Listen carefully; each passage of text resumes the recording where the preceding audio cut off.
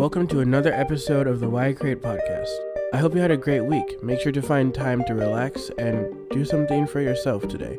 In this episode, we will be hearing from a member of the band called No Prospects. Three best friends from Canada came together to form this band. Introducing Bladel. Yeah, so online I go by Bladel. My real name's Tommy, and I live in Canada, Victoria, BC, sort of on the west coast. It's an island, and yeah, been living here most of my life. I was actually born in America, but that's I was like one when I moved, so I'm fairly American. And yeah, that's me. I'm 23 and almost 24. What else? That's it. That's pretty much it. I was born in Oregon. Yeah, it's a tiny town. It's called the Dalles, and it's like right on Hood River. But I haven't been there in a decade and a half, I think. Like it's been last time I was there, I was really young.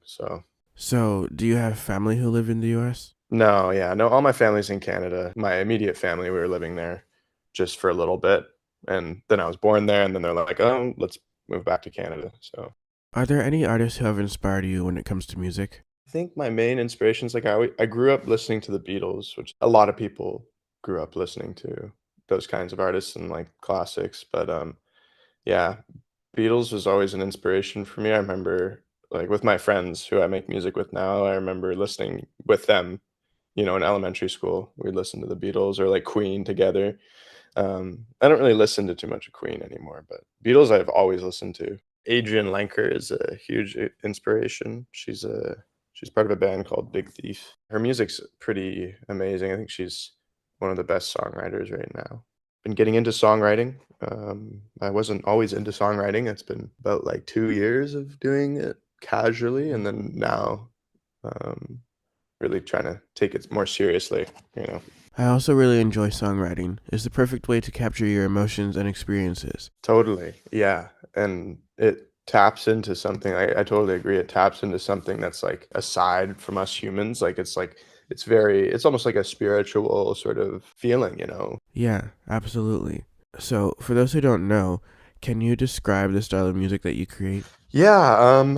That's a question that's been sort of more answered lately. With my two best friends, we're No Prospects. That's our band. And together we make like indie folk and sort of indie alternative music, singer-songwriter type songs. And but a year ago, we also made like some funk tracks together and some like more uh, less acoustic stuff. And I also really enjoy doing that. So like I play piano, and jazz is like one of my biggest influences. So it doesn't come out in my music, but I want to create stuff. Like I feel like even though we're doing this type of genre right now, it doesn't necessarily feel like where I'm going to be forever.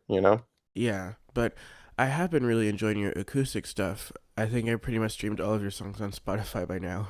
Oh, I really appreciate that, man. That's really nice of you. We're just gonna keep going, trying to keep make more and more until, well, not until, just as long as we can. Absolutely. So, what would be the most rewarding thing that you have experienced because of music? Oh, recently, yeah, this is an obvious one because recently me and my band played our first live show. We opened for a guy named John Bryant in Victoria, Oh, and wow. we had all our family and friends show up, and even some people.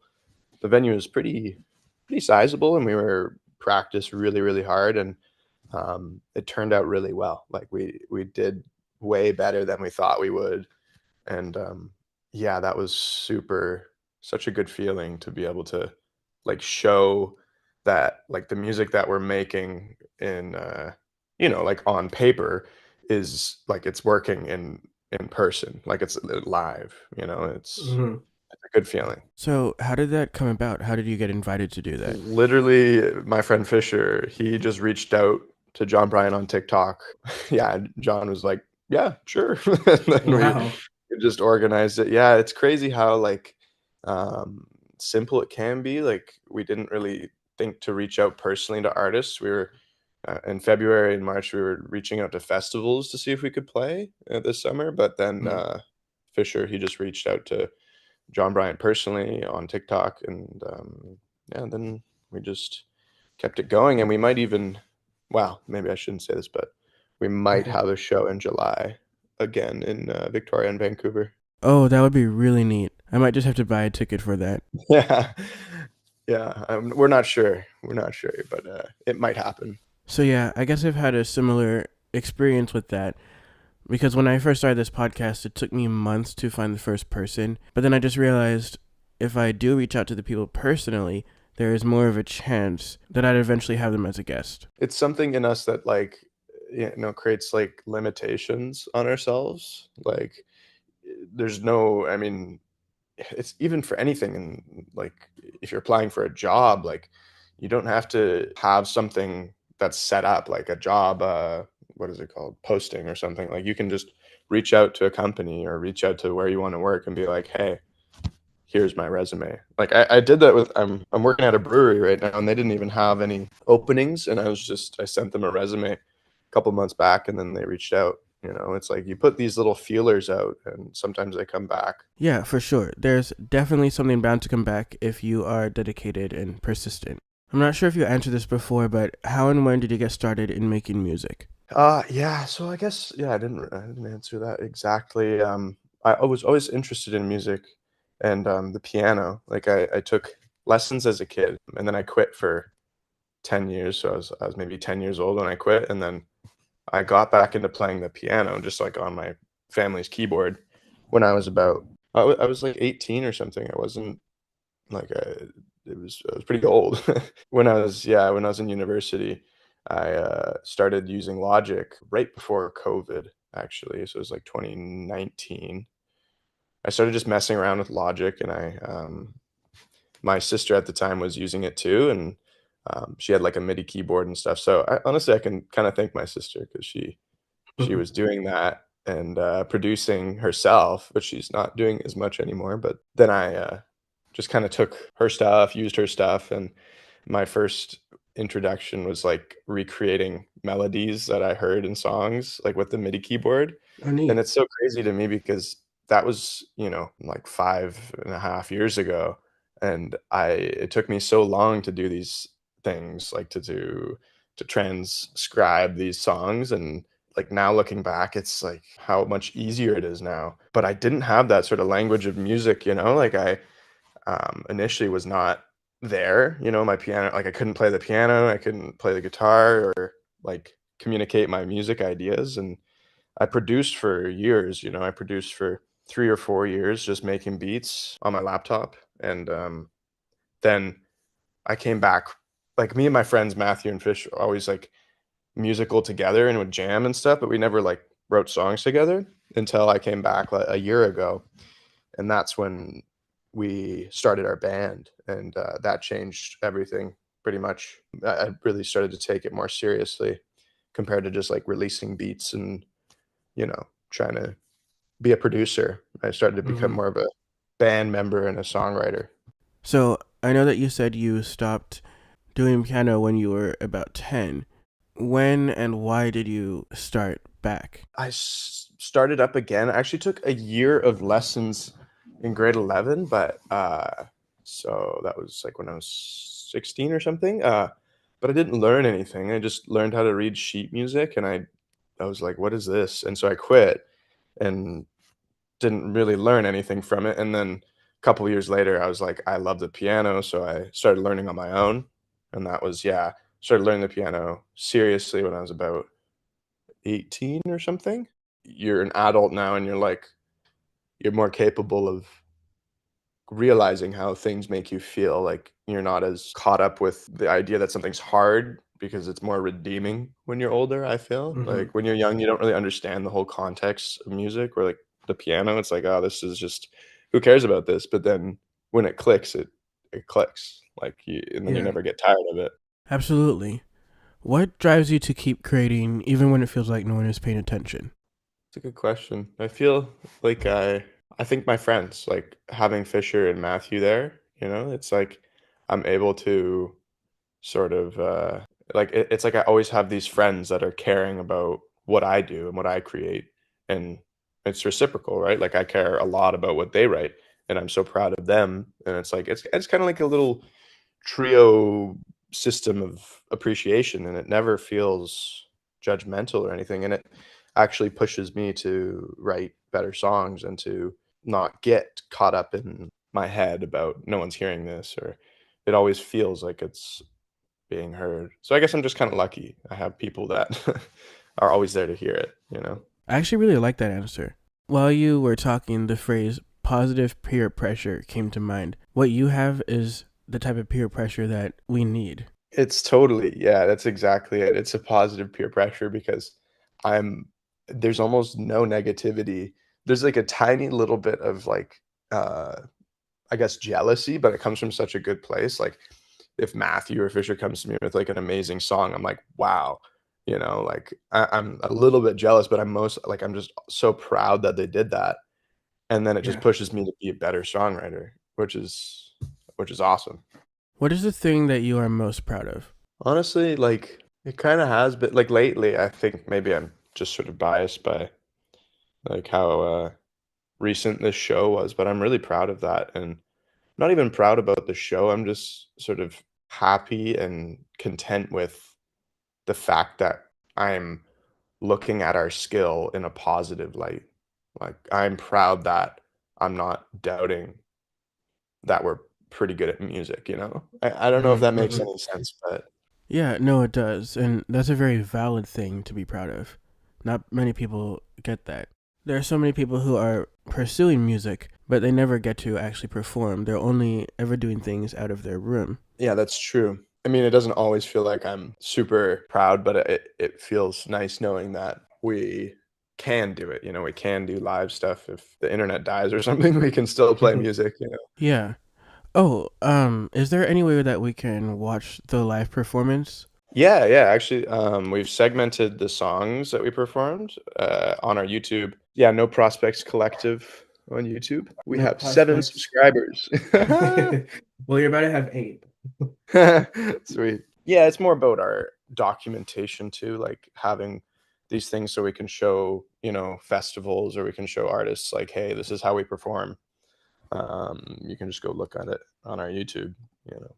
So, who are your biggest musical influences and what qualities do you admire about them? See, that's an interesting question because like I feel like there's music that I enjoy and that I like really value, and then there's also like music that sounds like what I create, and there's kind of a mismatch. Like, for instance, I really like jazz. Like I like Oscar Peterson. He's a blues jazz artist, and he like that's how I want to play the piano. And his music is so soulful. But the music I create is more sort of like folk, and it's interesting because I've never felt like I've directly drawn from an artist. Maybe that's just like the way my brain works and my songwriting. It's like I more so get inspiration from like I think I get direct inspiration the most from Matthew and Fisher. Like they write these songs and I sort of listen to them and I can sort of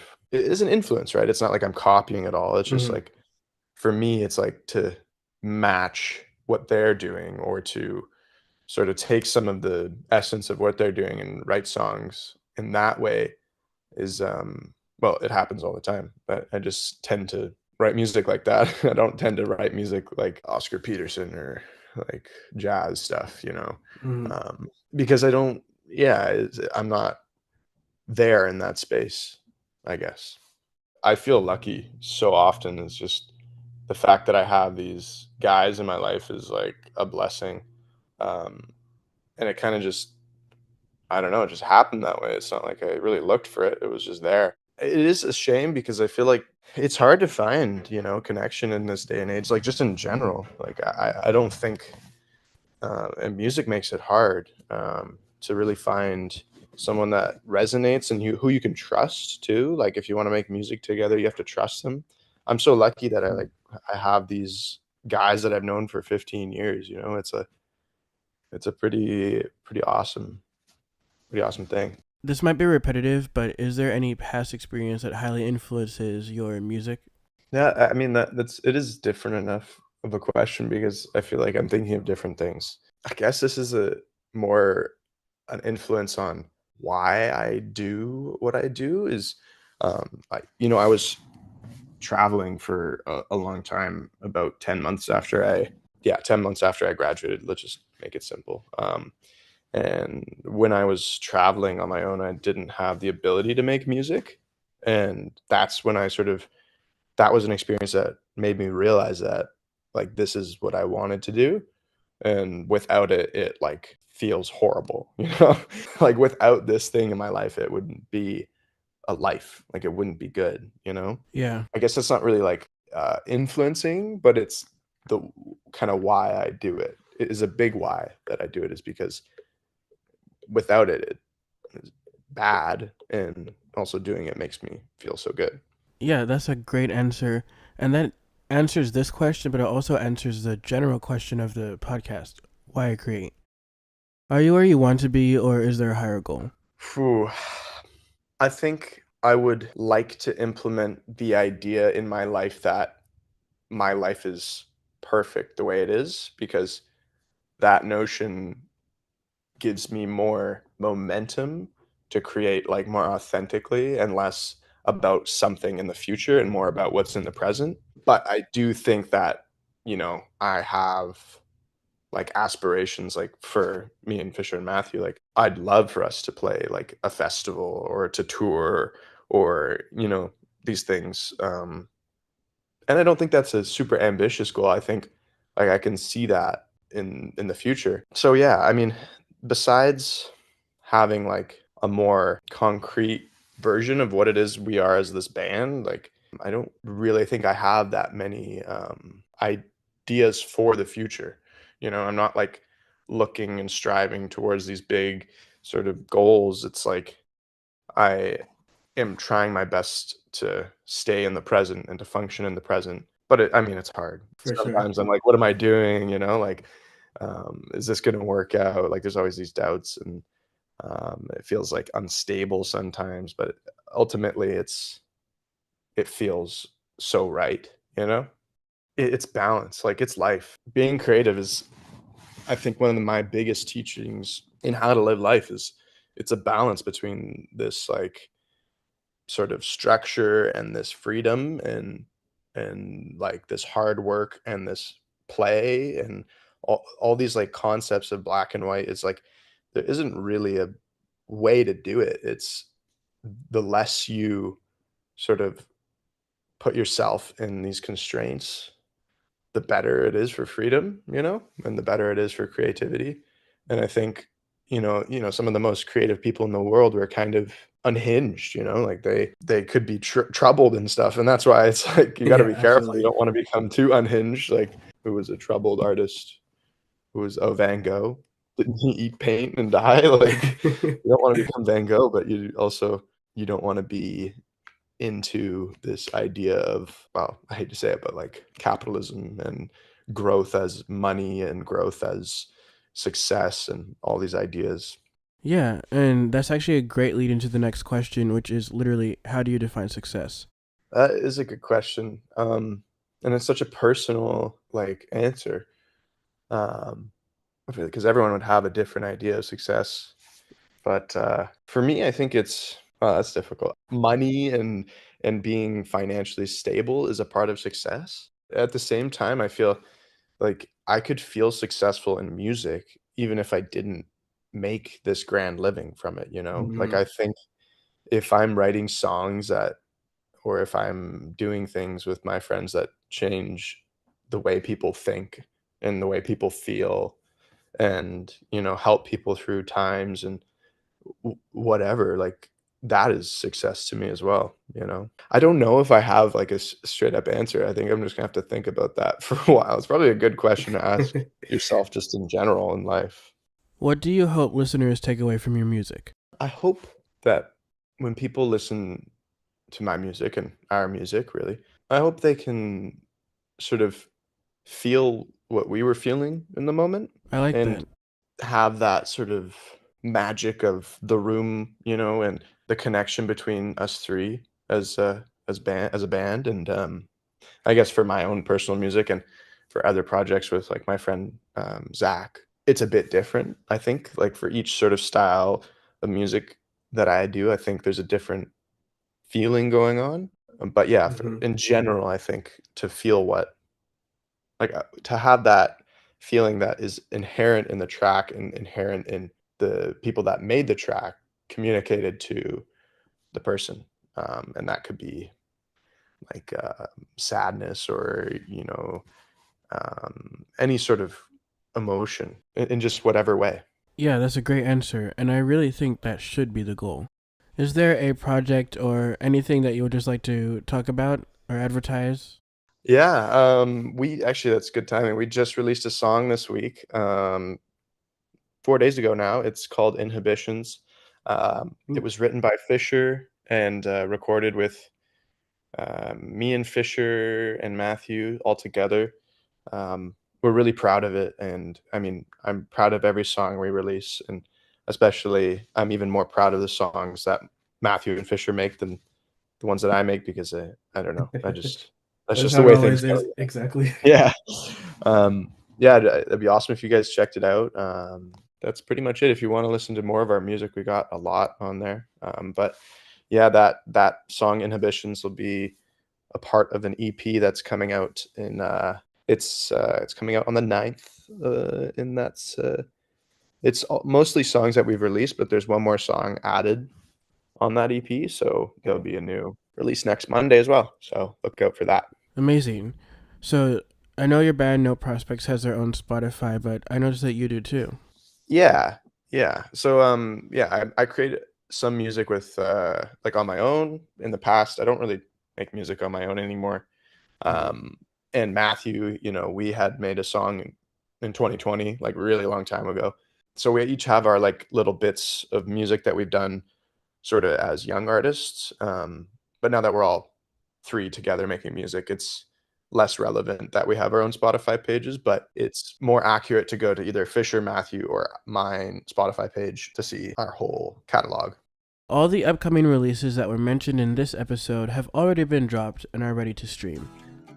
Here's one of their songs called Just the Day. Don't you know it's just the day?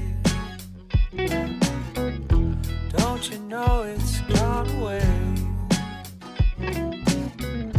Don't you know that if you stay, it won't matter anyway?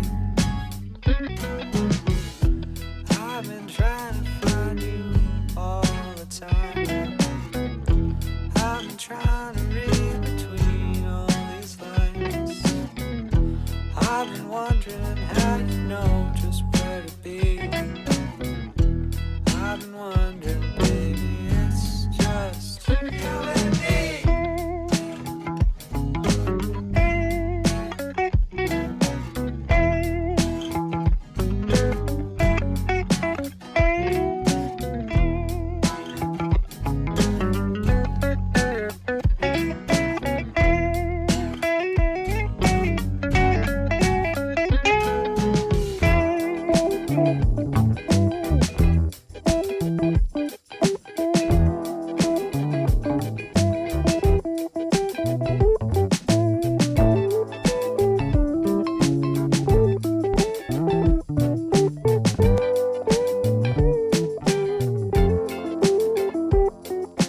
We've been hiding from the scene way too long. We've been running from our dreams to move on. We got nowhere else to be, so let's stay. 'Cause don't you know that after all, it's just the day.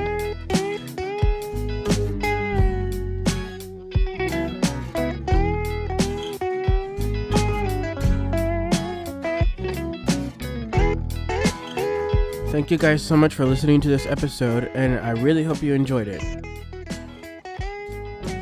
Definitely go check out their music on Spotify or Apple Music at No Prospects. Everything will be linked in the description, and I'll also include their personal Spotify accounts. Their website is noprospectscollective.com. You can also find them on TikTok and Instagram. please follow the podcast, and if you enjoy it, share it with your friends. Until next time, I'm your host, and this is the Why I Create Podcast.